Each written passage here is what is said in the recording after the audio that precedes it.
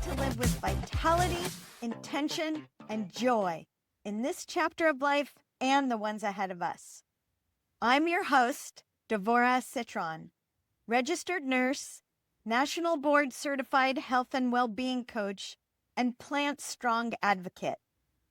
On this podcast, we explore what truly helps women thrive in midlife and beyond through evidence-based health insights, real stories, practical strategies, and the deeper sense of meaning that makes life feel rich and connected. I intentionally chose the title Sexy in Your 60s. When I use the word sexy, I'm not talking about sexuality or how we're seen. I'm talking about energy, confidence, presence, curiosity, purpose. Sexy is how you feel in your body. Sexy is how you move through the world. Sexy is knowing who you are and choosing how you want to show up. I believe this stage of life is not about winding down. It's about waking up. Not in your 60s? You're still invited to join us. Each episode is designed to support you, not just in how you live, but in how you feel in your body, your relationships, and your life. I'm so glad you're here. Let's begin. Before we jump into today's conversation, I want to share a few fascinating research findings about humor because the science is incredibly clear. Laughter is powerful medicine, especially for women in our 50s, 60s, and beyond. Here's what we know and why it matters for women in this season. A 2024 study in psychoneuroendocrinology found that just 10 to 15 minutes of genuine laughter lowers cortisol, our stress hormone, by nearly 30%. That's significant. It means laughter can shift our physiology in real time, leading to better sleep, a calmer nervous system, and even more balanced hormones. There's also compelling research from Stanford showing that women who regularly engage with humor, whether performing it, watching it, or sharing it, have improved working memory and faster processing speed. MRI imaging actually shows increased connectivity in regions of the brain associated with emotional resilience. And here's the piece I love most. Shared laughter increases oxytocin, the bonding hormone. When we laugh together, we trust each other more. We feel less alone. We feel seen. So humor isn't just entertainment, it's connection, cognitive support, and a genuine longevity tool. And no one understands that better than today's guest, Wendy Liebman, comedian extraordinaire. Wendy, welcome, and thank you for being present today on Sexy in Your 60s. I feel sexy already. What does that mean? Tell me. What does it mean to be sexy? To feel sexy. To feel sexy, because it's not being sexually available. It's different than being available. I really think it's about confidence and knowing who you are. And I think it's about kindness and passion and being unapologetically myself. And it's about vitality. I know I'm throwing a lot of words at you, but it's really about sense of self, being who you are. Like I imagine as we get older, we step into ourselves. And, I've heard from so many women friends that I can't swear on this because it says it's clean, but oh, that's true. Sorry. But I that's okay. I'll bleep myself out. But I've heard from so many people at this age, women, like, I don't give a blank anymore. because this is it.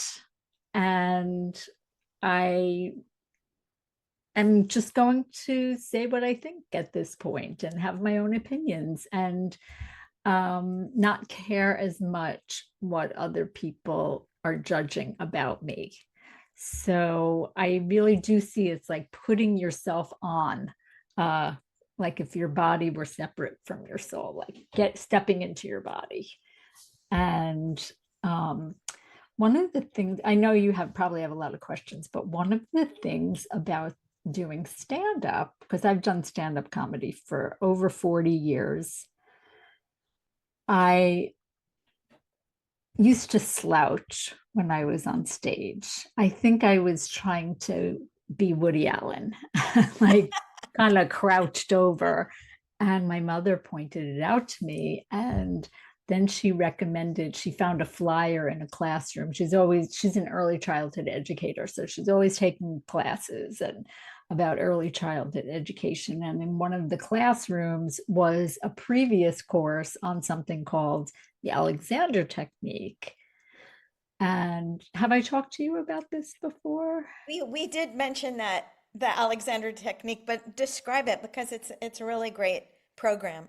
So it's a technique that helps people become aware of their physical selves so they can use their body to the maximum. And basically, like if you think of your spine as those collapsible drinking cups, uh, it's about elongating your spine. So whereas I used to slump like that, I literally learned how to stand up. And there are classes, and I took private lessons for many years. And it was magical. It really was. And I definitely feel a sense of when I'm on stage, I've been trained or taught to feel my feet connecting with the floor and also feeling as if my head is being pulled up. It doesn't necessarily mean like military erectness. It's about opening your body so you can breathe. And I know that they teach the Alexander technique in a Juilliard so that you can use your instrument, your body, to play your instrument better, or if you're a dancer, to use your body better. Anyway, I'm throwing a lot out there, but I literally learned how to stand up from doing stand up. And I've totally noticed a difference when I'm on stage, how people respond to you if you are uh, using your body correctly. And people who have good Alexander technique that you can picture are like Fred Astaire, because his center of gravity, like he's moving all around, but he's still like standing up straight. And Audrey Hepburn, I don't know if you remember her in Breakfast at Tiffany, she just has this regalness about her. And I think that contributes to the sexiness of feeling confident. Um, yeah, feeling confident. It makes me feel confident. Well, I love that description. Thank you for sharing that because what I hear you saying is that, you know, you being a performer on stage, that intentional presence is everything, right? And you've learned and embodied these techniques that both root you when you're sensing your feet to the ground, but also create this space in you, this spaciousness that you can fill with the glow that you do fill it with. That's a perfect way to describe it. And this is a tangential story, but I was on jury duty. I actually didn't get chosen because there were 100 people to choose from, and I was in the second half. Anyway, it didn't get to me, but everybody had to sit in the jury room for the picking of the 12 people. And the defense lawyer, it was a murder trial, and the defense lawyer was slumped over on his desk. And so was the person being brought up on trial. And I really just wanted to reach out to him and say, if you want the respect of this jury, sit up. I sound like a school marm, but people read your body language. Absolutely. So I love that. I want to go ask you a question about, and I'm sure you get asked this question a lot. When you first got started, I know about your history and you took a stand-up class that was in Boston, right? Yes. Um, but did you know before that stand-up class, did you have any attraction to wanting to do comedy? Was there something that you knew about yourself inherently, like, I'm funny? Well, I was going to say looks aren't everything, but when when I was like 6 or 7, we used to put on plays in our basement, and I remember doing an improv where I played this little old Jewish mother, and I was like a yenta talking to one of the other girls, and I was giddy with getting laughter. And so that was my first like introduction to getting a laugh. And then I was in a play in college. I'd always done theater, but mostly like musical theater. Then I was in a play in college called Uncommon Women and Others. And it was about a reunion of a college of like 5 girls, women.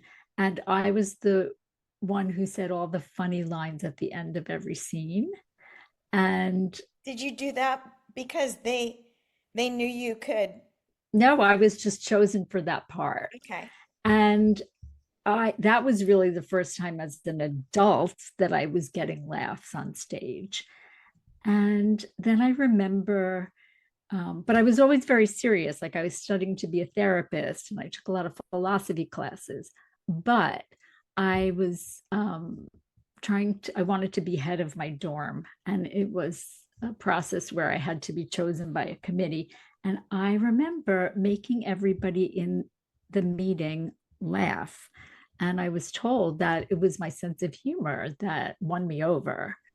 So um, I guess I have that. I don't think it's a gene, but I have that way of thinking. Um, and when I first started doing stand up in the 80s, I loved going to every single show I could because I loved to laugh. I was very depressed at the time, like clinically depressed. And I loved I loved laughing because, as you said, it's full of oxytocin and it releases Decreases your cortisol, and dopamine, dopamine. serotonin. And I was, uh, yeah, it was like my drug. I was going to say, do you feel like you start becoming addicted to that almost? I probably was. And now I don't go to as many shows, but I do try to watch people on YouTube or listen on Sirius Radio. And my best friend Monica says that she's been listening to Sirius XM comedy, Comedy. and it has totally changed her mood. And yeah, there are some comedians that make you laugh out loud when you're in your car alone. um, Well, but there's so much research on that, how, I think the first time I learned about it, I don't know, maybe I know we're the same age. Maybe it was when we were in our 20s, and there was the UCLA study about Norman Cousins, right? And how right, it helped with cancer. right. He watched like the uh, Three Stooges. That and comedy is very subjective. Like I wouldn't watch them to make me laugh. So you have to find the comedy that makes you laugh. Um, but what was I going to say? I know what I was going to say. So laughing by yourself in the car is healing. But I have found that laughing in a group is exponentially healing. Like when you are laughing in a comedy club, there's it's probably like singing the same song at a concert with the band. It's just it's good for your soul. That's so interesting that you brought up like laughing alone versus laughing with others, because I hadn't really thought about that. And when you talk about like laughing in your car by yourself, one of the things I've been doing is lately is listening to Adam Sandler sing, and I just like start, laughing hysterically. I don't need anybody with me. But, when I watch my husband watching a comedy or something, listening to something funny, and I just watch him laugh, and I don't even know what he's listening to. It's so infectious. I just start laughing because I'm watching him laugh. And it's just like this wonderful, infectious Yes, experience. it's very contagious. Contagious. And That's so, no, but infectious is a good word too what for it.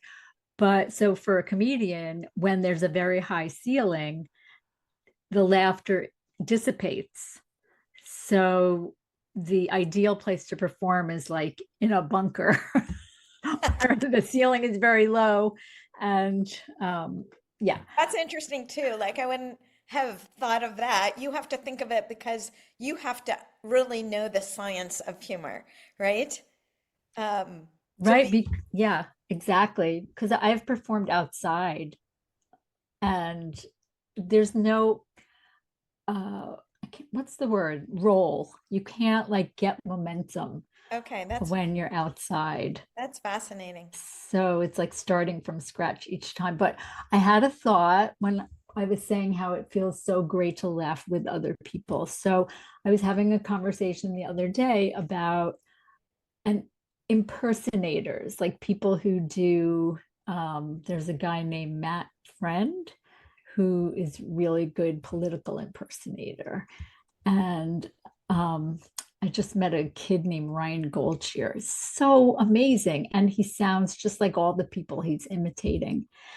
And the person I was having the conversation with didn't get it, didn't think it was like a great form of comedy. But what it means to me is we all experience the world differently. We might think blue is blue, or we can say love is and agree what love is. But when you are hearing somebody impersonate somebody so well, and you think, oh, they see the world or they hear the world the way I do, because they're hearing it, just they're replicating it in the exact way that you hear it. And That's so interesting. so it's very Would you that say then it's subjective? uh yes, well, what's subjective, that a person, I think it's natural to say like each person's sense of humor is subjective. So let's just like you said, absolutely, you know. absolutely, like I laugh at, I will laugh at prop comedy. Like I'm not, I like British humor. I like laughing basically, Yes. but I don't like the Three Stooges. Okay. So let me ask you, Wendy, you're talking about how you got started in comedy, and um, I don't know, do you remember how it made you feel when you were performing comedy and people laughed? How did it make you feel when you were, like the first 10 years? Well, that's so interesting because when I am like at an airport or a restaurant and I hear people laughing in a group, I get anxious. Like, I don't like that. I like being the person that makes people laugh. So I guess it's a control issue. Um, and a friend of mine who used to do stand up said, I wonder what hearing all that laughter has done to my brain over the years. Mm-hmm. Um, I mean, I know both of my grandmothers were depressed, like clinically depressed. And maybe the hearing the laughter is some kind of not therapy, but shocking to my system to make me less depressed. But also it's joyous. I mean, I think making people laugh is very loving, actually, because you're trying to speak other people's language. People, even though we all speak English, we speak English, that doesn't necessarily mean we speak the same language. So I think probably a lot of us, people who are not, most of us are not professional comedians, we wonder like, are you funny? Uh, Can you see me okay? I can see you, Yeah. but you were frozen for a Yeah, little I bit. saw that too. Are you funny when you're not on stage?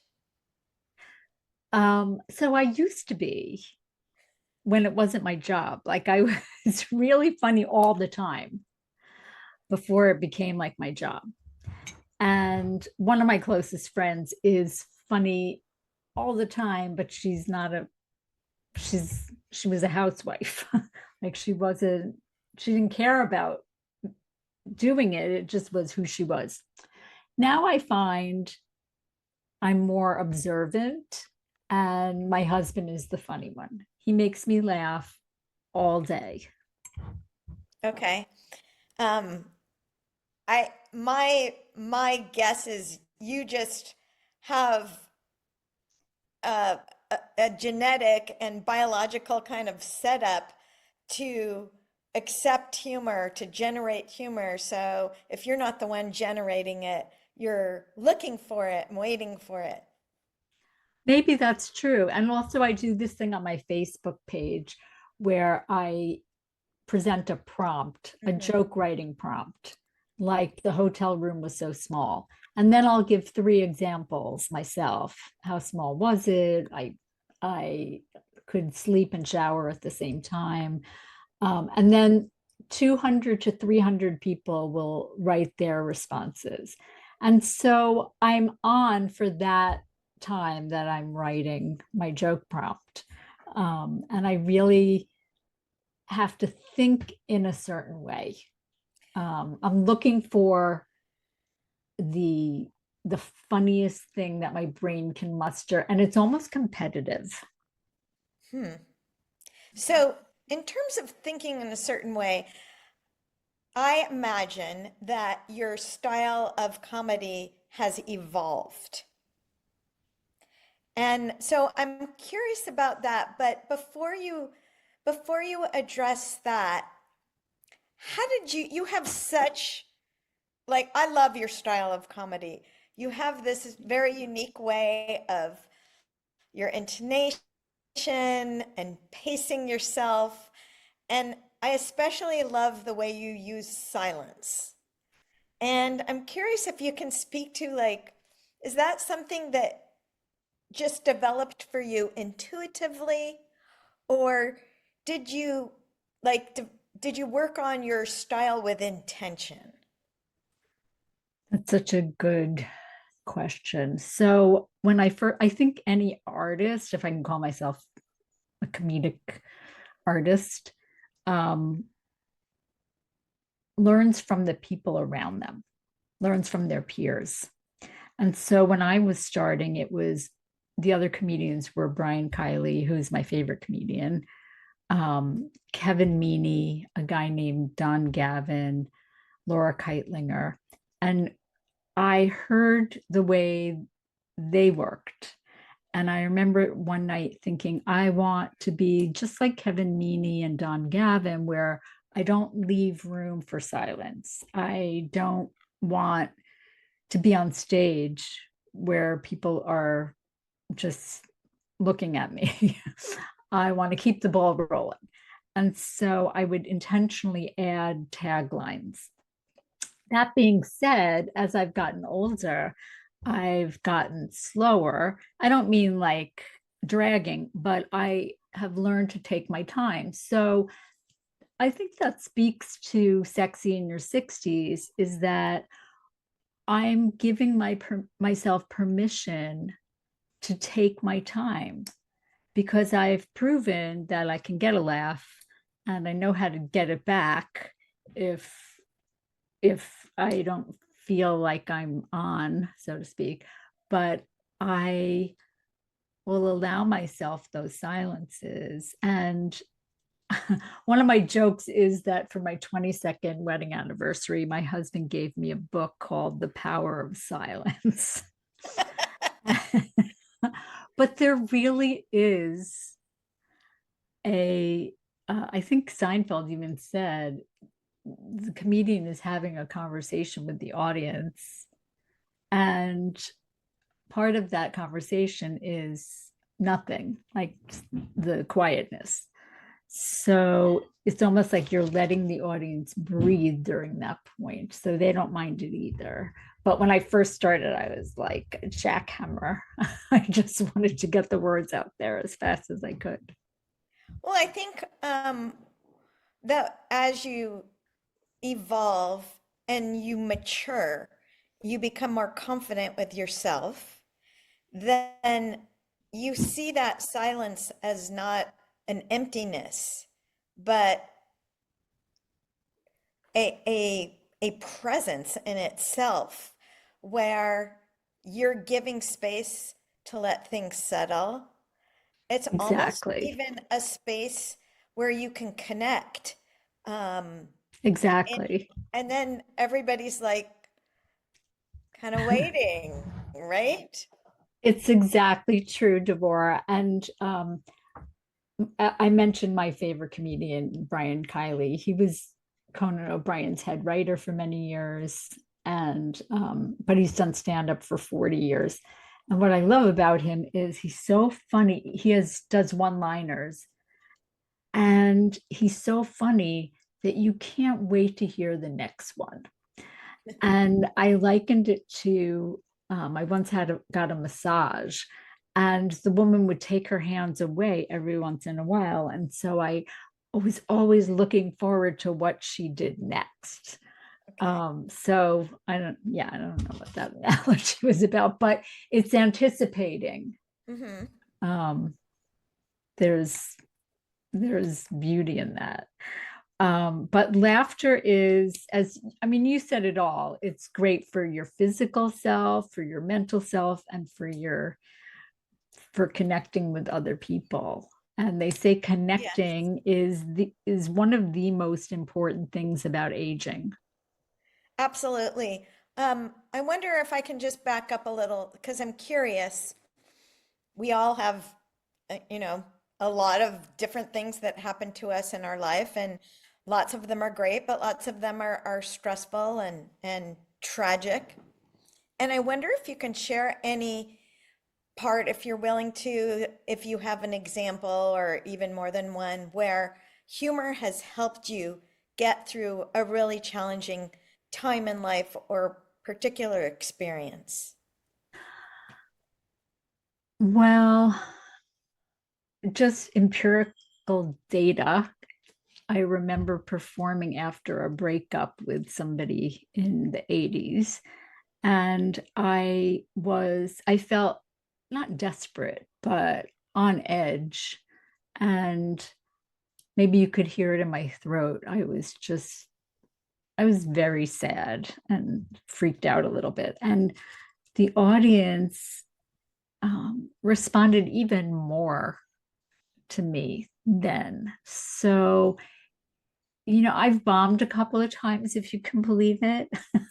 Not many, but enough uh, that I felt the same way as I was bombing that I felt before I did stand up, which was um, just alone and scared and panicky. And so doing stand-up has made me feel connected in a way that I might not otherwise know how to be connected. Like I like that kind of intimacy. It's distant intimacy. Um, Wow, that's such an interesting phrase. But what I'm hearing is that obviously you have to be so vulnerable, especially with stand up, to go up on stage. Um, and you also, what you're just describing is how you are very intentional about your mindset. But part of what I'm wondering is, does that sometimes just happen for you as part of the experience of doing stand up and doing comedy?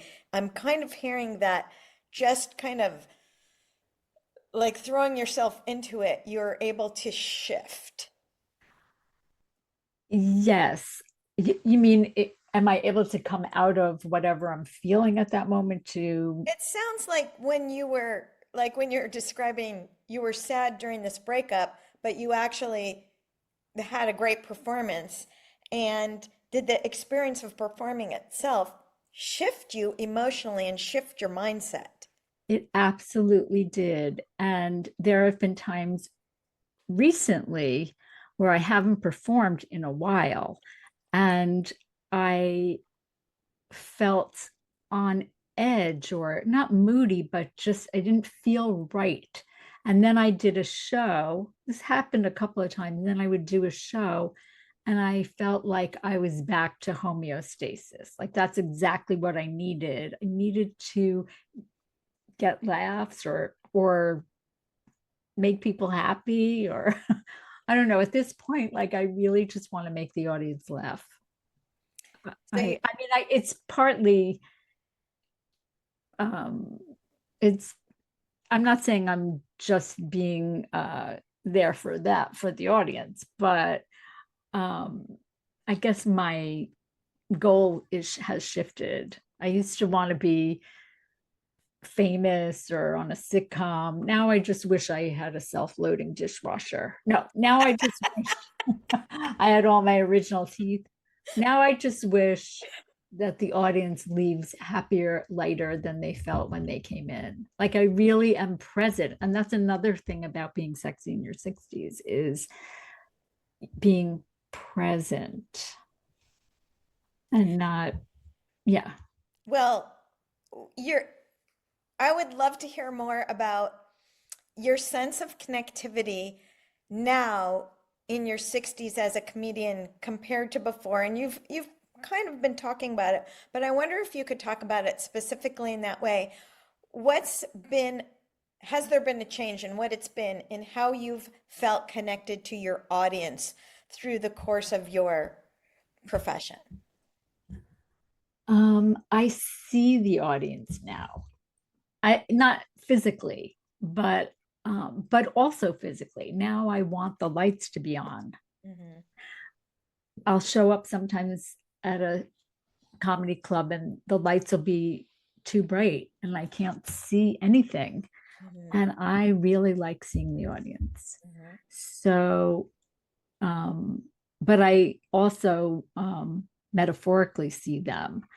And I realize, like, not sacrifice so much, but it's a pain to leave the house and to park and to spend money on a babysitter. And like, so I get that all now. And I'm so, I guess it's about appreciation. I appreciate the audience so much for doing what they did to get there, to hear me um, be silly and try to make them laugh. Are you the kind of comedian that interacts with particular people in the audience?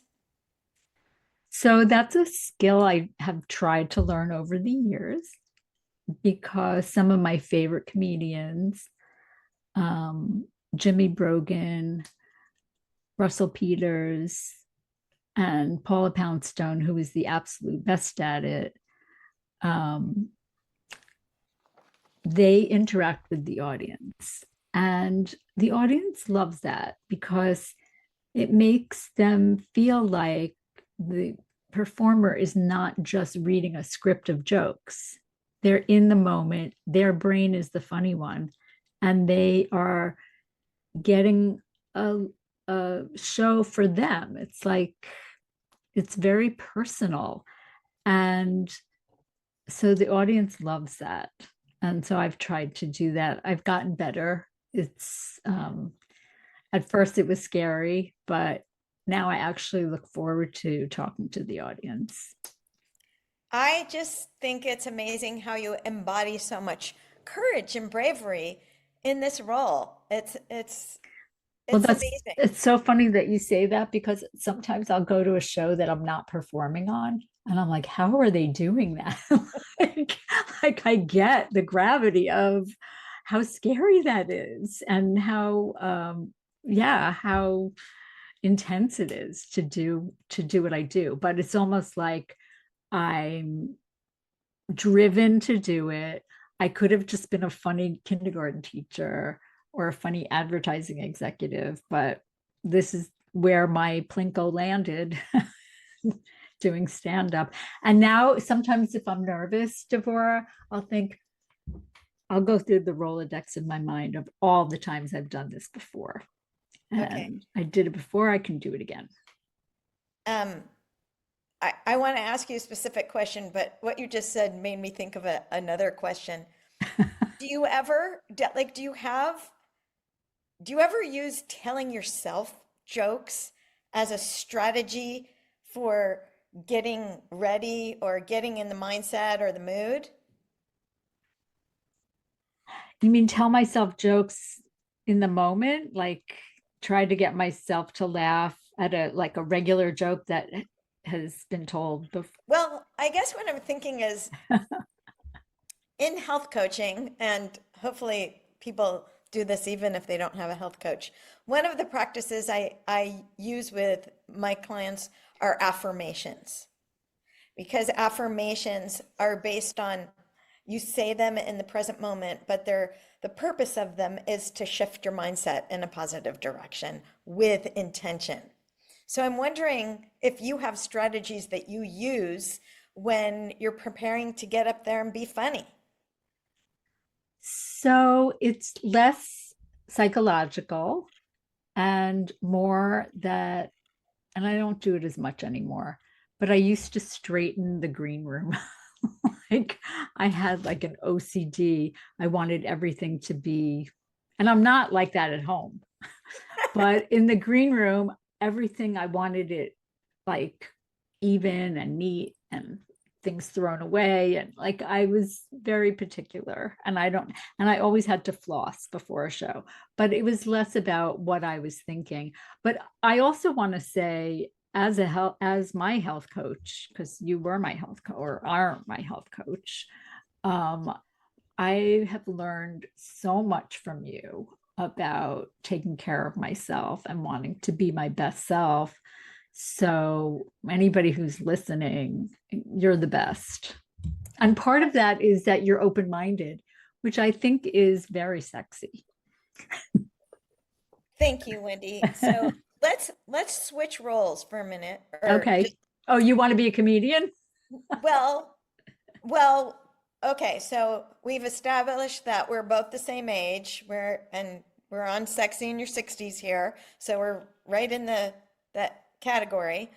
And one of the benefits of getting to this point in life is that you get to start shedding some of the limitations that you've had before. For me, I get to, I just retired from nursing and school nursing, and I get to be more of a free spirit right now. Love it. And I've always wanted to be more funny. And because we know this is so healthy for us, I wonder if you could say something about, I'm asking for a friend, right? What can women 50 and above, how can we be funnier? What can we do to get more humor into us just because it's fun, but it's also super healthy? Do you have some strategies you can recommend? So I can list off a few comedians that will make you laugh if you listen to them, but you're talking about you being funny. Well, I guess in a way, I guess listening to humor is a strategy. Um, but I am talking about how can I be funnier? Is there something that will help me be funnier? I guess it's about thinking outside of the box. I know that's cliche, but putting a spin on anything. Like, this isn't necessarily funny, but I remember as a teenager, I was once at an outdoor concert and I just wondered, I wonder what this would look like if everybody was wearing something different. Like, just thinking differently. Um, I remember we used to do that as kids and as teenagers with my girlfriends. We used to be silly like that. So it's like, is it about being silly? well, I think my humor is silly. I think that's part of my brand is just being silly. Like that I my husband is allergic to cats, so I had to get rid of my husband. Like these things didn't really happen, right? Um, but you can laugh at the absurdity of what I'm Hmm. saying. Hmm. So the other thing is to get together with an old friend and or a new friend. And I find that most of my friendships are people that I love to laugh with, that I love their sense of humor. Um, yeah, I think sense of humor connects people. I remember one of my stepsons was graduating from college, and it was a science college, and I thought she's being funny in her speech, like this was the president, but she's not talking at all about the science of humor. And it was so obvious to me that that's what got her message across. Um, and yeah, and I know that they do teach humor at like in getting ready for this today. I looked up where I could get a PhD in laughter. There's a study called or a subset of science called gelotology, and it's the science of laughter. I couldn't find one. There are a couple of colleges that teach laughter in the psychology classes, but it's so uh, under researched. Maybe they're doing more now. Now that we're talking about this, I'm remembering it's been a long time, but I took this like science of happiness and mindfulness program in Berkeley years ago. And and they would have like guests, speakers, and specialists come in. And one of them was this person who did laughter yoga with Right. us. And you basically just start like forcing Make yourself yourself to laugh. laugh Right. and then soon everybody's like really laughing, and it reminded me of with these friends of mine when we were teenagers. We used to remember our cassette recorders that we had. We we used to tape ourselves laughing and then listen to it and laugh, and we could have been, if we had really great equipment, we could have been Right. doing a chorus of laughter. Wow. But have you ever done that, laughter yoga? I've never done that because I always thought it would probably be like um, crying from an onion instead of really crying, like making yourself laugh. But maybe it works. I don't know. Um, I guess you get the same like aeration in your lungs and from laughing, even if you're faking it. So, before we finish, I'm just also curious, what's it like when women comedians 50 and above get together? What's it like? So I have a group of friends, 50 and above, 60 and above, And we go to the theater every once in a while. We'll see a show and then we'll go out to eat. And it's just so much fun. Um, it's I just love making funny people laugh too. I mean, that's a challenge unto itself. But going back to how you can laugh more or have a better sense of humor, um, is hang out with me. That's great. I love that. That's beautiful. Um, you did a great job of answering this question at the beginning, but I'm going to ask it to you again. Oh, I hope I remember my memory. Although laughter helps memory too. That's that's right. I'm going to modify it a little bit. The question is what does sexy mean to you now at this stage of life? And maybe you can make your answer more unique by infusing your humor and Humor. comedy. So it's not about being sexy now at this point in my life. It's not about being sexually available.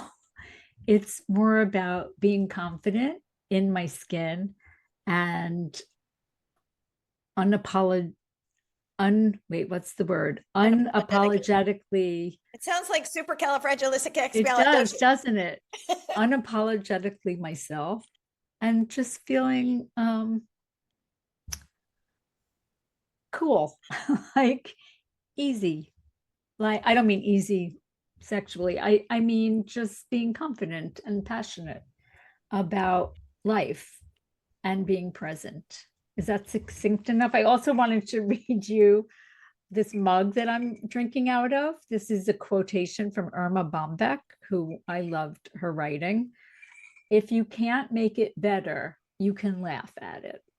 So I think as I've gotten older, I've gotten funnier because I'm like, oh, well, let's just laugh.